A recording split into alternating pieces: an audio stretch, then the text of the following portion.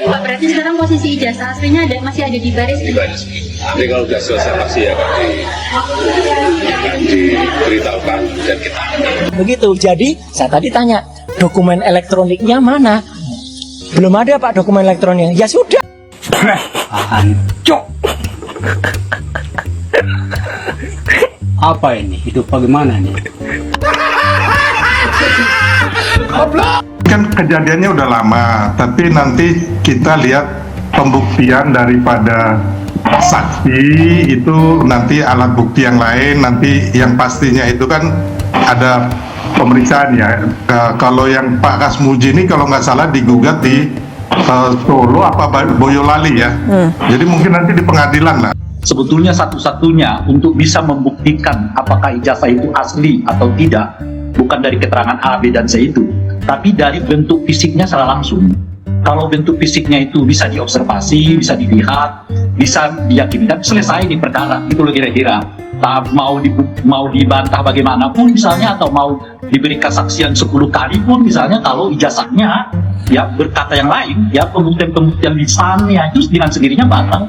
Yang paling penting itu adalah fisiknya itu. Makanya tadi, entah itu kesaksian Pak Kasmujo, kesaksian sini, kesaksian itu, taruhlah misalnya menyebut bahwa dia ikut kuliah, ikut ini, enggak terlalu berat jika dibandingkan dengan fisiknya langsung dihadirkan gitu.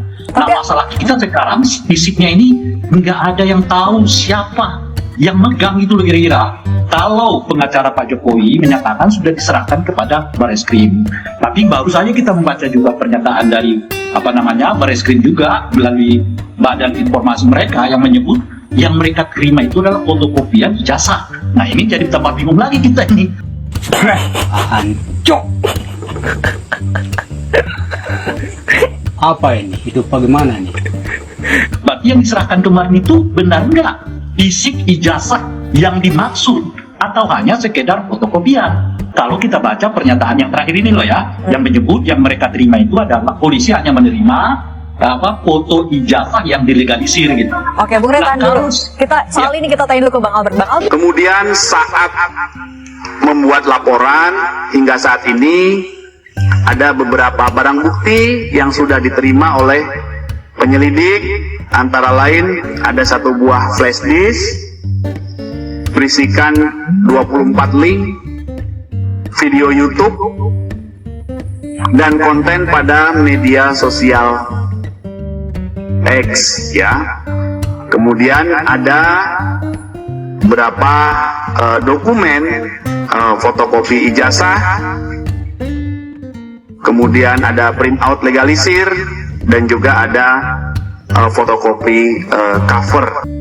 Warga negara kembali dibuat bingung dan balik mempertanyakan pernyataan dari Joko Widodo yang mengatakan ijazah aslinya telah diserahkan ke Bareskrim sebagai alat bukti. Namun hal yang berbeda disampaikan pihak kepolisian yang menyatakan telah menerima beberapa barang bukti dalam kasus ijazah palsu Jokowi, seperti beberapa dokumen fotokopi ijazah dan skripsinya Jokowi. Akibat dari permasalahan ini, Jokowi merasa dirugikan dan akhirnya menempuh jalur hukum. Ya ini sebetulnya masalah ringan, ya, urusan tuduhan ijazah palsu. Tetapi memang perlu dibawa ke ranah hukum agar semuanya jelas dan gamblang. Ya, itu aja dari saya. Ini warga negara bertanya secara kolektif pada kepala negara, di mana pidananya? Dijawab aja kan? Karena dia dipilih oleh warga negara bilang, daulat itu ada pada saya. Maka Anda dan saya tidak setara. Saya bertanya sebagai pemilik kedaulatan, Anda harus jawab sebagai kepala negara yang kami pilih. Itu nggak ada relasi subjek antar subjek yang diatur dalam hukum pidana lain itu. Karena dia presiden melalui proses administrasi, maka warga negara meminta kejujuran kepala negara. Gak ada aturannya di hukum pidana itu. Hukum pidana cuma mengatur barang siapa, individual, person in law, subjek hukum. Itu yang mesti kita terangkan. Jawab, apalagi bukti apa, sehingga mestinya misalnya sebagai dokter kan harus ada barangnya gitu kan, harus ada sesuatu physically yang saya lihat dan kita sama-sama berdiskusi tentang itu, tapi peristiwanya saja tidak ada apalagi barangnya gitu ya. Nah, kalau saya sebagai saksi, peristiwa yang tertulis di surat ini jelas, peristiwa di Jakarta Selatan 26 Maret 2025 di mana saya sama sekali tidak tahu peristiwa itu, saya tidak hadir pada peristiwa apapun itu, sehingga semestinya saya tidak layak menjadi saksi kan, seperti itu ya. Tetapi ya saya tetap melayani dengan baik ya semua pertanyaan-pertanyaan tersebut. Kalau ini berkaitan dengan pasal-pasal ini ya tentu saja saya tidak ada kaitannya sama sekali gitu. Karena kalau sudah menyangkut pasal-pasal seperti ini harusnya ada sebuah barang kan, semacam bukti yang kita klarifikasi kan terhadap barang itu gitu.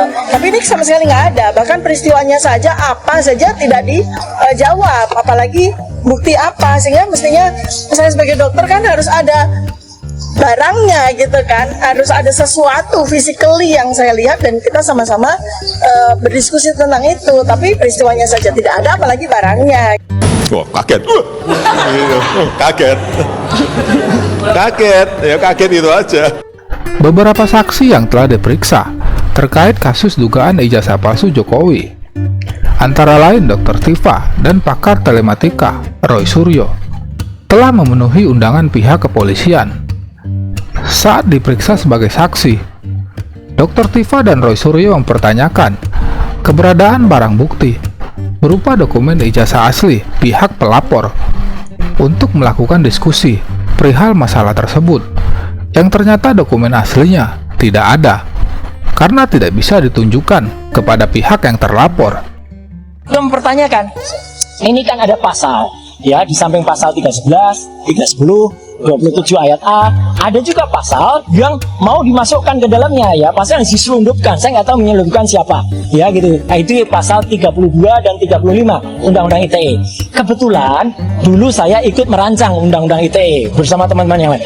Pasal itu tujuannya, sekali lagi saya ulangi, adalah untuk transaksi elektronik supaya Indonesia itu diselamatkan dari perdagangan internasional dan kita bisa ikut.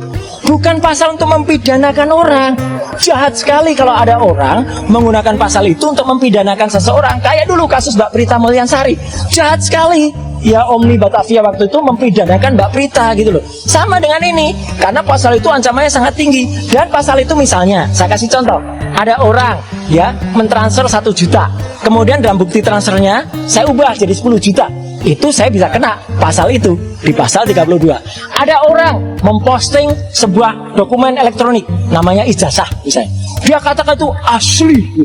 Padahal ternyata orang yang punya ijazah mengatakan saya nggak pernah mengeluarkan ijazah itu loh. Lah berarti yang memposting ijazah itu salah seorang kader dari partai itu. Kena pasal itu harusnya. Justru itu ya kalau yang smart begitu. Jadi saya tadi tanya, dokumen elektroniknya mana? Belum ada Pak dokumen elektroniknya. Ya sudah. Hancur.